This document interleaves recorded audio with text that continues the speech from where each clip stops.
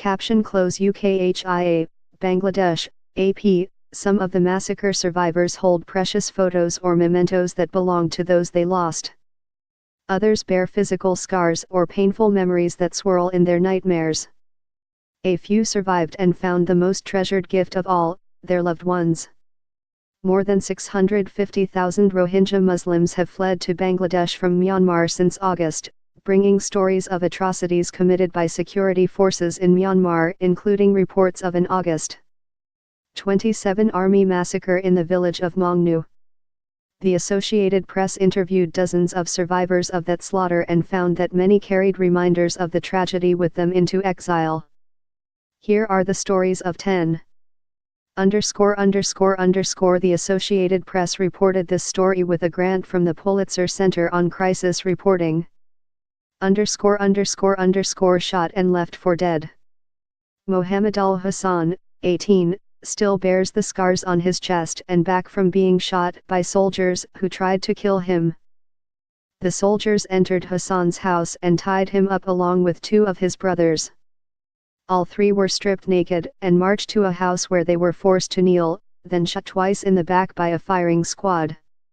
When one of the soldiers noticed Hassan was still conscious, he shot him a third time in the chest. Incredibly, Hassan found the strength to get up and stumble away after the soldiers left. He only received medical treatment 2 weeks later, after being carried over a mountain range and crossing into Bangladesh by boat. When he thinks about leaving his brothers behind, he says, "I burn up inside. Every day I see them." Gunfire and panic. Lee Johar, 32, has vivid memories of soldiers arriving in Mongnu. "I was at home on Sunday morning when they came," he recalls. "They were shooting into the air, and straight into people's houses. It set off a panic.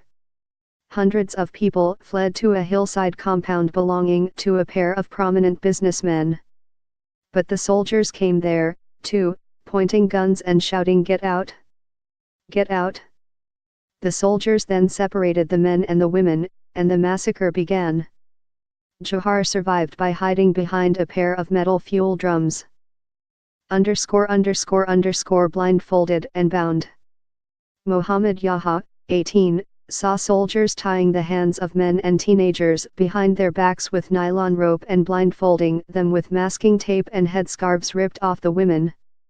They put the men on the ground in the courtyard, face down, and started kicking them while they were on their backs, the high school student says. Then, they started hacking people to death with long knives. When Yaha, who was not yet tied up, began running, soldiers fired in his direction. He escaped, but a bullet grazed his arm.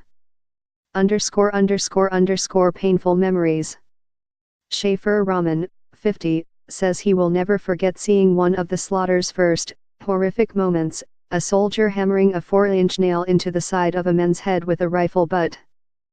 "Until that happened, until that moment, I didn't think they were really going to kill anybody," Rahman says. Women were crying for their husbands, saying, "Don't worry, they aren't going to do anything, they are just tying them up." Rahman, who lost his father, a brother, a 17-year-old son and 2 nephews, also saw soldiers wrapping corpses in 2 orange and blue tarps and hauling them away with push carts.